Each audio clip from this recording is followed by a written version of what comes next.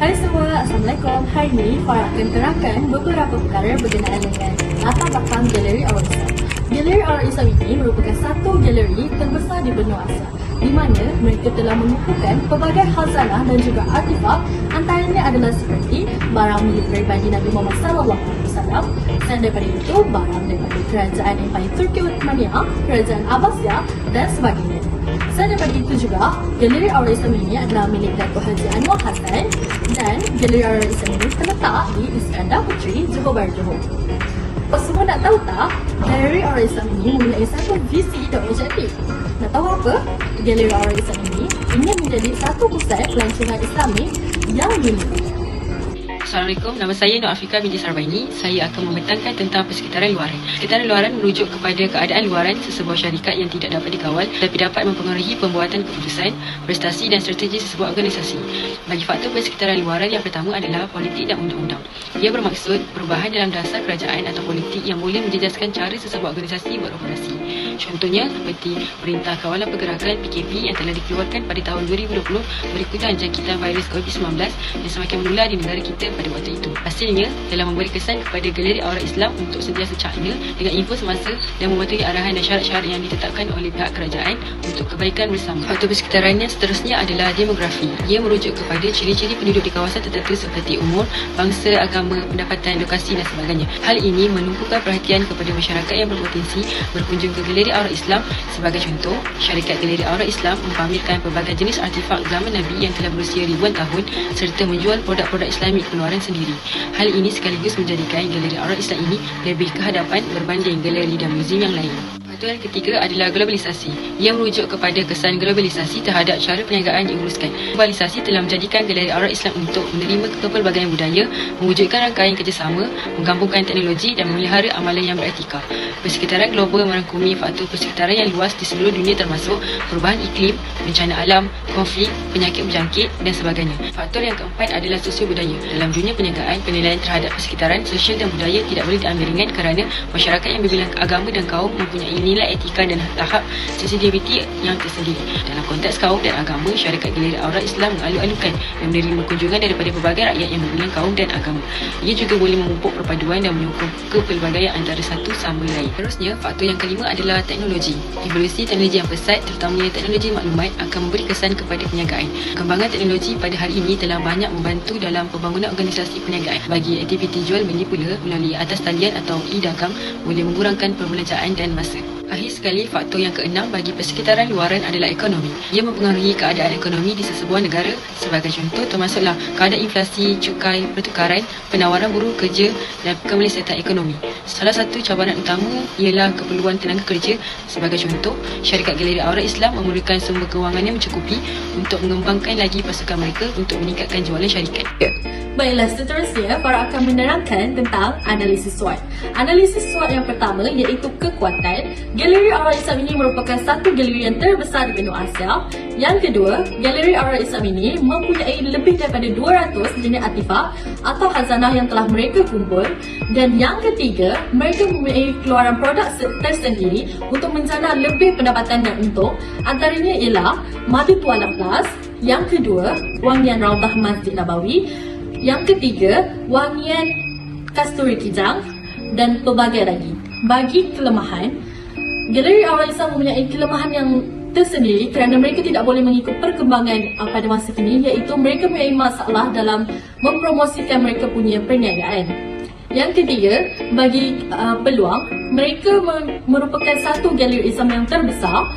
Dan yang kedua, mereka boleh membuat program secara besar-besaran di mana para pelajar boleh membuat lawatan di galeri tersebut serta orang awam juga turut boleh membuat lawatan ke galeri tersebut. Dan yang terakhir, ancaman. Berkenaan dengan ancaman ini, Galeri Aura Islam tidak mempunyai keselamatan yang kuat dalam program ataupun kempen yang mereka adakan di luar kawasan, menyebabkan berlaku ketidakselamatan berkenaan dengan produk tersebut untuk dibawa keluar daripada Galeri Aura Islam. Kepimpinan yang dikenal pasti di Galeri Aura Islam adalah kepimpinan secara demokratik. Ketua-ketua jabatan telah ditugaskan untuk memberi maklumat dan membahagi tugas mengikut jabatan tugas masing-masing. Galeri Aura Islam juga didapati telah menggunakan gaya kepimpinan dari The University of Ohio, iaitu secara bertimbang rasa.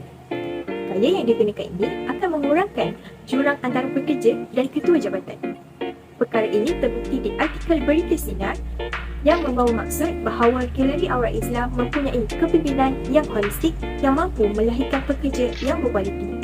Pertimbangan ini juga mampu memberikan motivasi dalaman kepada pekerja kerana para pekerja akan lebih bersemangat untuk bekerja kerana suara mereka didengar. Assalamualaikum kepada Dr. Lafaida. Saya Nafizah Lamati akan menerangkan sedikit berkaitan pengorganisasian Galeri Aurat Islam. Pengorganisasian merupakan proses menyusun dan mengagih sumber fizikal manusia untuk melaksanakan tugas agar mencapai matlamat organisasi secara cekap.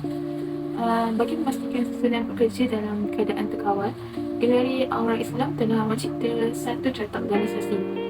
Melalui carta organisasi ini dapat dilihat bahawa rantaian perintah menuju dari atas ke bawah menunjukkan autoriti, iaitu hak yang dimiliki untuk memberi arahan daripada seorang pemilik kepada pengurus-pengurusnya untuk menerima arahan. Galeri Aurat Islam ini juga menggunakan pejabatan fungsi di mana pekerja-pekerja disatukan dalam satu kelompok dan diawasi oleh seorang pengurus. Assalamualaikum, nama saya Nur Akilah binti Barazmi akan meneruskan mengenai tanggungjawab sosial korporat. Syarikat ini mempunyai 3 jenis tanggungjawab sosial korporat dalam syarikatnya. Yang pertama, Galeri Aurat Islam ini mengamalkan tanggungjawab filantropik kepada masyarakat, iaitu menyediakan kewangan kepada anak-anak yatim dan anak-anak di madrasah dan tahfiz, iaitu program anak angkat Galeri Aurat Islam, sama ada dalam bentuk derma atau sumbangan berjadual.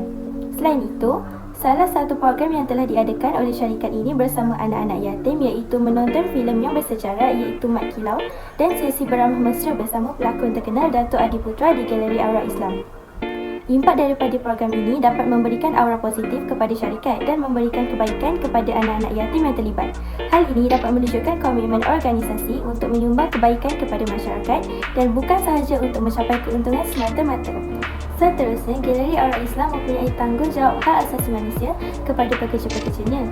Hal ini merujuk kepada kewajipan syarikat untuk memastikan bahawa aktiviti perniagaan mereka tidak melanggar hak asasi manusia dan sebaliknya menyokong dan mematuhi prinsip-prinsip hak asasi manusia.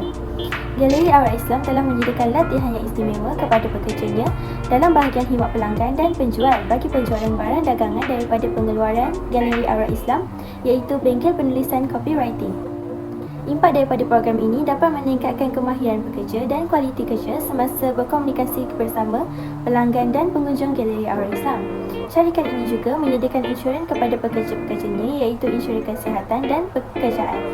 Tanggungjawab hak asasi manusia dapat membantu mengekalkan hubungan yang baik dengan pelbagai pihak berkepentingan, melibatkan diri dalam amalan perniagaan yang beretika dan memastikan bahawa perniagaan menyumbang kepada pembangunan masyarakat secara positif. Akhir sekali, syarikat ini mengamalkan tanggungjawab ekonomi iaitu merujuk kepada komitmen sebuah perniagaan untuk memberikan sumbangan positif kepada pertumbuhan ekonomi dan pembangunan komuniti.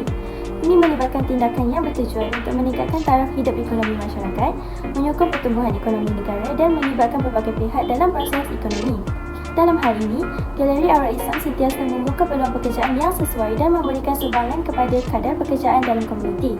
Syarikat ini juga menjalankan program latihan dan pembangunan untuk meningkatkan kemahiran pekerja tempatan. Tanggungjawab ekonomi menekankan pentingnya peranan perniagaan dalam mencipta kestabilan ekonomi dan memberi manfaat kepada masyarakat melalui pelbagai inisiatif dan program yang mempromosikan pertumbuhan ekonomi yang mapan dan inklusif. Baiklah, itu sahaja daripada saya. Seterusnya saya serahkan kepada Afiqah Zainuddin. Hai, Assalamualaikum warahmatullahi wabarakatuh dan selamat sejahtera. Nama saya Nur Afiqah binti Zainuddin. Untuk bahagian kawalan ini adalah merupakan satu aktiviti pemantauan iaitu supaya dapat dicegah dan juga dapat dicapai seperti yang dirancang. Okey, untuk Galeri Aurat Islam ini mereka menggunakan ketiga-tiga jenis kawalan yang ada iaitu feed forward control, concurrent control dan juga feedback control. Okey, untuk feed forward control, Galeri Aurat Islam ini menggunakan kawalan ini adalah untuk mengatasi masalah dengan lebih mudah dan cepat kerana dapat dicegah lebih awal sebelum aktiviti sebenar bermula.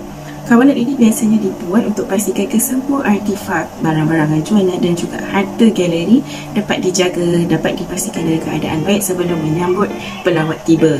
Untuk kawalan yang kedua pula adalah concurrent control. Galeri Awal Islam menggunakan kawalan ini adalah untuk memastikan semuanya dalam keadaan baik-baik saja, tapi kawalan ini digunakan semasa aktiviti sedang berlangsung ataupun semasa galeri dibuka untuk menerima pelawat-pelawat yang hadir. Yang ketiga ataupun yang terakhir adalah kawalan maklum balas ataupun dipanggil sebagai feedback control. Kawalan ini, Galeri Awal Islam menerima maklum balas daripada pelawat ataupun pelanggan yang hadir ke galeri untuk meningkatkan lagi supaya mereka dapat meningkatkan lagi prestasi mereka untuk masa akan datang.